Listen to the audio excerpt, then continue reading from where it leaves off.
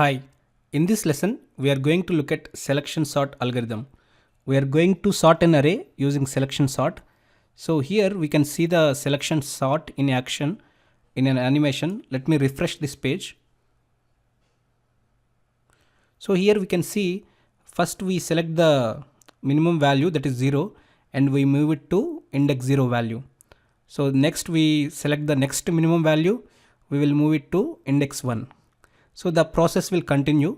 Here the animation is very fast, so it is a bit difficult to understand. Let me show it in a notepad. So let's say we have an array 594321. Okay, during iteration 1 we will find the minimum value and it is available at index 5. So we are going to swap the element at index 0 with value at index 5. Okay, so after this iteration what happens is we are going to swap those values. So here we are going to have 1, here we are going to have 5. So during iteration 2 we will check next minimum value, that is 2, and it is available at index 4, 0, 1, 2, 3, 4. So we will swap index 1 and index 4 values. So after this iteration, so this value will be swapped. This becomes 2, this becomes 9. So during iteration 3, so what is the next minimum value? That is 3, and it is available at index 3, right? 0, 1, 2, 3. Okay, so we are going to swap index 2 and index 3 values, because if you see during iteration 1 we swapped minimum value to the index 0. During iteration 2 we swapped the minimum value to index 1. During iteration 3 we are going to swap the next minimum value to index 2. Okay, so after this it is going to become 3 and 4. So we are swapping these values. We continue this process, and by the end of the iterations array will be in a sorted order. Let's do the same thing in Java program. Okay, here we have an array 53241. I am printing it. Okay, we did not sort it yet, so we can see before sorting and after sorting both are same. So now let's start it. Let's sort the array. We are going to have a for loop for index. We start at index 0 and we go till the last index. Okay, during this iteration, let's say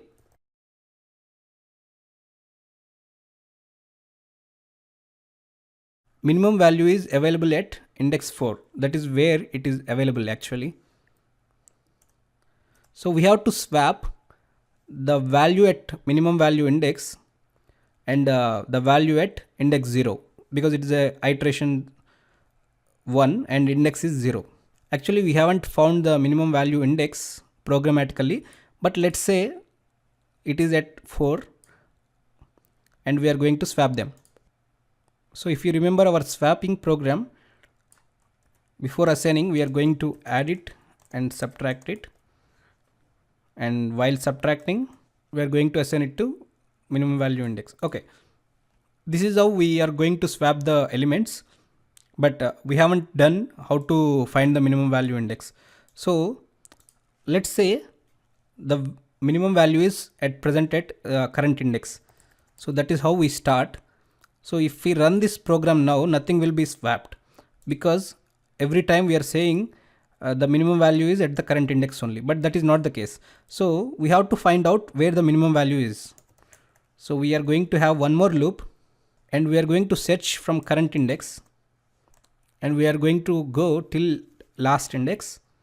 So in this loop, if the value at index j is less than value at minimum value index, so there is another minimum value, right? So we have to save the value of that index in j, the value of that index into the minimum value index. So this is how we are going to find out what is the minimum value index. So, or what is the index at which the minimum value is present. So let me keep the curly braces for readability purpose.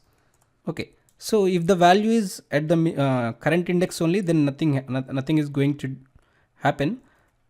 but this is how we are going to find out the minimum value index. So let's run the program. So if you see, the values are sorted. Okay, so I am going to repeat the algorithm once again. So we are going to start at index 0. Then with every iteration, we are going to find out what is the index at which the minimum value is present, and we are going to swap the value at that index with the current loop index. So that here we are going to swap, here we are going to find out the minimum value. So here the important thing is we should initiate the value of j to the index value. Okay, that is about selection sort. Please go through this program, make some changes, make sure you understand the logic. This is one of the simplest sorting algorithm along with insertion sort and bubble sort. So these are the three sorts we are going to look at, and in the next lesson we are going to move on to classes and objects. Thank you for watching. Please subscribe and share it with others.